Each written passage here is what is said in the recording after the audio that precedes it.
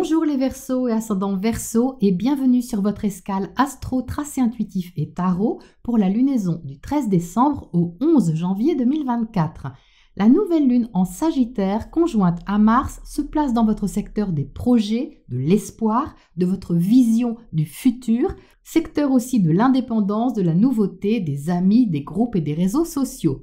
En s'élançant à cet endroit, et surtout conjoint à Mars, il y a une flèche à lancer vers la cible de l'espoir, je dirais, qui provient d'une idée, puisque Mars maîtrise votre maison 3 du mental et de la communication.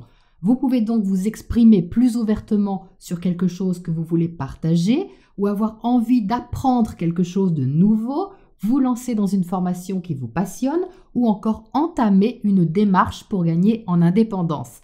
Le défi à relever est ce carré à Neptune dans votre maison 2 qui peut vous demander de rester réaliste sur la façon de concrétiser les choses.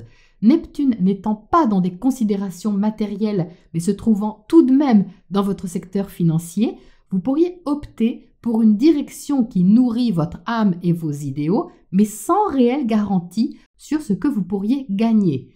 Jupiter maîtrise cette lunaison. Il se trouve depuis des mois dans votre secteur de la famille, du foyer, de vos repères affectifs et de vos racines. Il est sur cette lunaison le chef d'orchestre et il s'apprête à repartir en marche directe en janvier. En attendant, il forme une opposition à Vénus dans votre secteur carrière et réalisation sociale et un trigone à Mercure qui commence sa rétrogradation le jour de la nouvelle lune. Jupiter, à cet endroit, cherche à développer et améliorer votre confort. Vous avez peut-être investi dans un nouvel endroit où vivre, vous avez peut-être développé une activité qui vous passionne au foyer ou en relation avec l'intérieur, vous avez peut-être agrandi la famille ou accordé plus d'importance à des affaires familiales. Quoi qu'il en soit, symboliquement, il est question de faire votre nid, de trouver votre clan et de vous sentir bien en nourrissant vos aspirations. Alors peut-être que vous faites acte de foi envers quelque chose, mais Jupiter en Taureau vous demande, lui, de la sécurité et de la stabilité. Son opposition à Vénus peut correspondre au fait que vous ayez à montrer vos qualités relationnelles ou vos talents davantage pour gagner en stabilité. Mais ça peut vous coûter aussi un peu ou vous demander un investissement plus visible et plus assumé. Alors ça peut être évidemment positif, Une opposition n'est pas forcément un combat, c'est une dualité intérieure à gérer. Pour avoir quelque chose, il faut aller le chercher, c'est un peu l'idée ici. Le trigone à Mercure rétro va vous donner une bonne idée sur laquelle réfléchir, mais prenez le temps d'infuser parce que la rétrogradation va servir à ça. Votre mois de décembre va vous inviter à préparer quelque chose en faisant un bilan réaliste de la piste qu'il y a à creuser et de celles qui, au contraire, sont à laisser de côté. C'est donc un mois important, ne serait-ce que dans la proposition de base. Ensuite, au niveau des dates, on a du 21 au 26 décembre, Vénus opposée Uranus et trigone Neptune. Et le 22 décembre, donc à l'intérieur de cette période, le Soleil et Mercure seront en conjonction en Capricorne dans votre secteur 12. Donc sur ces quelques jours, il risque fort d'y avoir une prise de conscience de ce qu'il convient de faire. Alors quand Uranus est de la partie, ça peut toujours être soudain ou surprenant, mais c'est libérateur surtout. Ça peut donc être un changement au niveau relationnel, financier, créatif. Enfin, c'est quelque chose qui se voit et qui surtout va être important au sujet de la valeur que vous accordez à quelqu'un ou à quelque chose. Ça peut être un projet, une activité, quelque chose que vous aimez et qui devient ici plus exposé.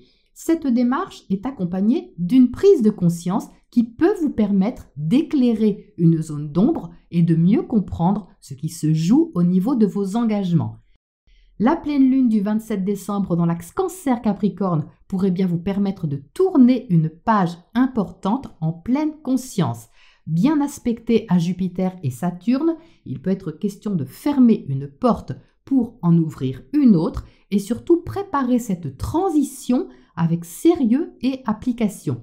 Le 29 décembre, Vénus sera en sextile à Pluton, puis entrera en Sagittaire et formera un carré à Saturne les 1er et 2 janvier. Donc on peut penser ici que vous aurez pris une décision pour changer les choses et que vous vous dirigerez vers un but, Mais avec Saturne, il y aura un côté financier à assumer, comme peut-être une dépense à prévoir. Enfin, le 1er janvier, Jupiter repartira en marche directe, suivi de Mercure le 2 janvier, et Mars entrera en Capricorne le 5 janvier. Donc s'il reste encore quelques zones de flou avec le carré Mercure-Neptune toujours présent à cette date-là, ou si vous avez des doutes encore sur la stabilité à venir, vous serez par contre sûrement très actif en coulisses. Il peut y avoir un travail important pour boucler un chapitre et réfléchir activement sur la façon d'atteindre un idéal de façon concrète. Symboliquement, il y aura aussi un travail sur le détachement de ce qui vous sécurise pour agir vers ce qui vous guérit.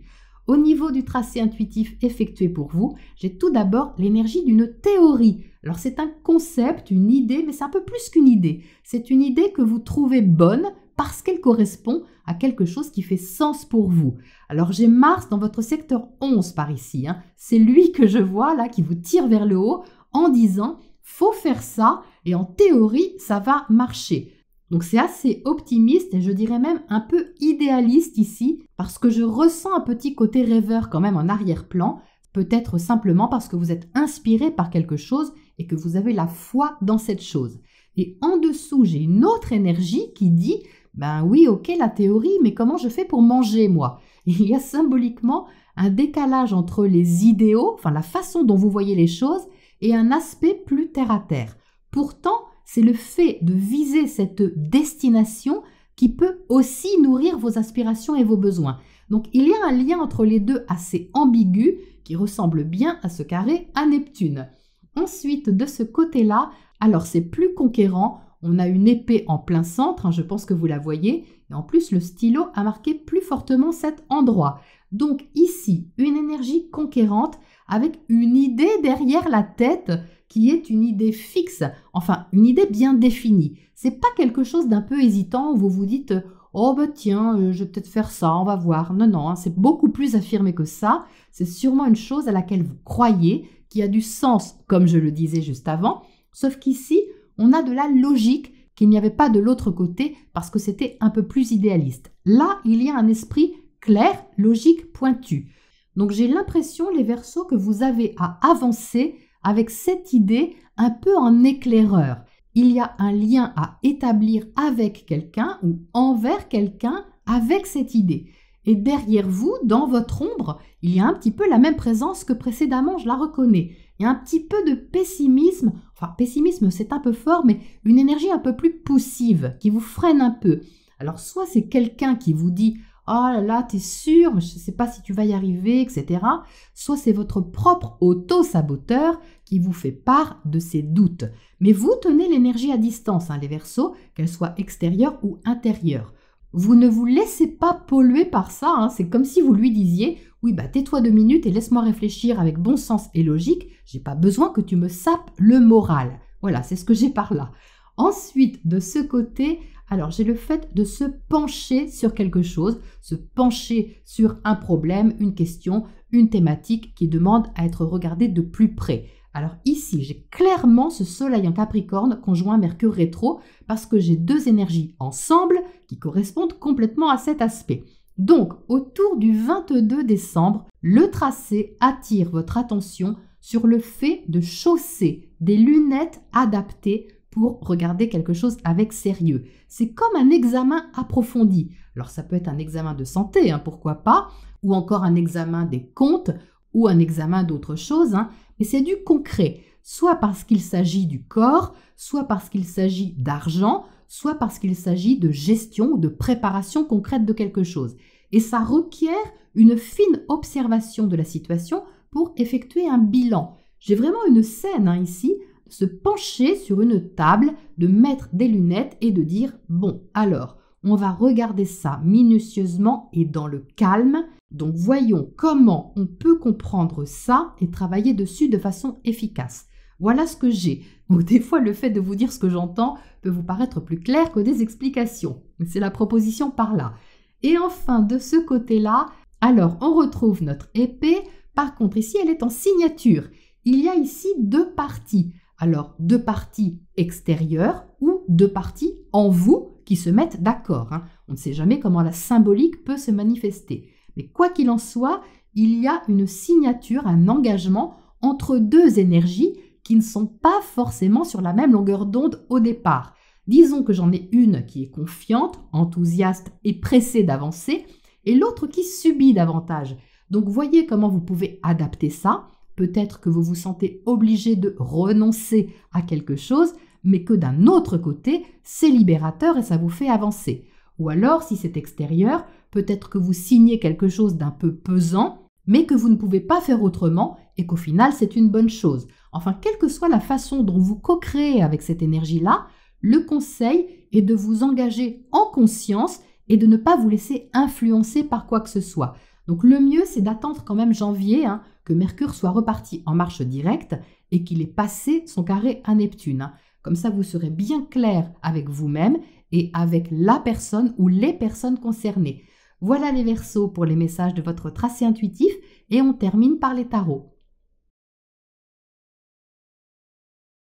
Alors, voici les cartes qui sont sorties pour vous et qui parlent vraiment de tourner une page. Vous entrez avec le 8 de coupe. Donc, le 8 de coupe est relié aux émotions et aux divers attachements affectifs, familiaux ou relationnels que vous avez eus, traversés et accumulés. Alors, ça ne veut pas dire que vous n'aimez plus ces personnes, mais que vous prenez conscience que votre ressenti n'est plus en accord avec votre idéal. Vous rêvez de quelque chose de mieux et de plus nourrissant au niveau du plaisir, de votre sensibilité et de vos émotions. Donc vous voyez qu'il y a une grosse lune au-dessus de ce 8 de coupe. Ça veut dire que vous êtes inspiré par quelque chose. Inspiré par quoi? Eh bien par le 9 et le 10 de coupe que vous imaginez, que vous souhaitez atteindre et qui vous apporteront un meilleur confort intérieur. En tout cas, c'est ce que vous visez. Et pour ça, il y a quelque chose à laisser derrière vous qui est quand même un choix de votre part, même si ce n'est pas forcément facile parce qu'il y a une page à tourner et une sorte de deuil symbolique à faire.